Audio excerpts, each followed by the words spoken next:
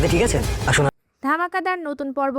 পরীর মাকে খুঁজে পাওয়ার পরে এবার ছুটির আসল পরিচয় সকলের সামনে এলো। এই ফুল এপিসোডটি পেতে এক্ষুনি আমাদের চ্যানেলটি সাবস্ক্রাইব করুন।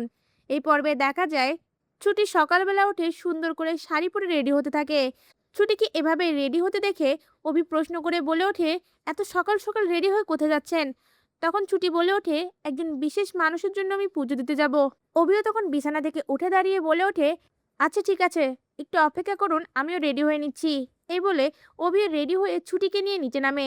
অভি ছুটিকে নিয়ে মন্দিরে যাচ্ছে এটা দেখে ঠাম্মি ও অভির মা দুজনেই অবাক হয়ে যায়। অভির মা বলে ওঠে, অভি তো কারোর সঙ্গেই মন্দিরে যেতে চায় না, আজ হঠাৎ তোমাকে নিয়ে মন্দিরে যাচ্ছে। আস্তে আস্তে তো দেখি আমার মেয়ের জন্য আমার ছেলেটা অনেক পরিবর্তন হয়ে যাচ্ছে। তাহলে আজ আমরাও পুজো দেব। এদিকে ঠাম্মি অভিকে মন্দিরে যেতে দেখে মনে মনে অনেক খুশি হয়ে যায়। এরপর দেখা যায় রায়বাড়ির সকলে মিলে মন্দিরে পুজো দিতে যায়।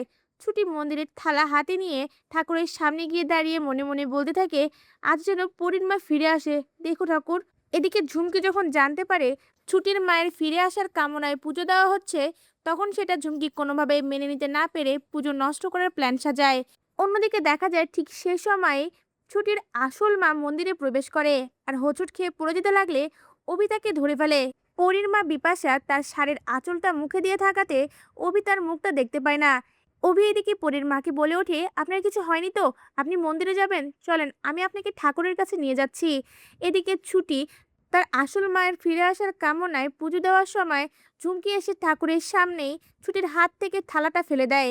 আর ছুটি তখন ভয় পেয়ে গিয়ে মনে মনে বলতে থাকে, তাহলে কি আর পরীর মা ফিরে আসবে না? আর কান্না দৃষ্টিতে ঠাকুরের দিকে তাকিয়ে থাকে। সঙ্গে সঙ্গে মন্দিরের ঘন্টা ও শাঁখ বাজতে শুরু করে। এদিকে ছুটির আসল মাও তার পাশে এসে দাঁড়ায়। তার মুখ থেকে আঁচলটা সরে গেলে ছুটি চিনতে পেরে যায় এটা পরীর মা বিপাশা। সঙ্গে সঙ্গেই বিপাশাকে জড়িয়ে ধরে বলে ওঠে, আন্টি আপনি ফিরে এসেছেন, আপনার ফিরে আসার কামনায় আমি আজ পুজো দিতে এসেছি। অন্যদিকে অভি, অভির মা ও অভির ঠাম্মি ছুটিকে মন্দিরের সামনে এমনটা করতে দেখে তারাও তার কাছে ছুটে আসে। আর তখনই বিপাশাকে দেখে তারা সবাই অবাক হয়ে যায়। অভির ঠাম্মি বলে ওঠে, বিপাশা তুমি বেঁচে আছো?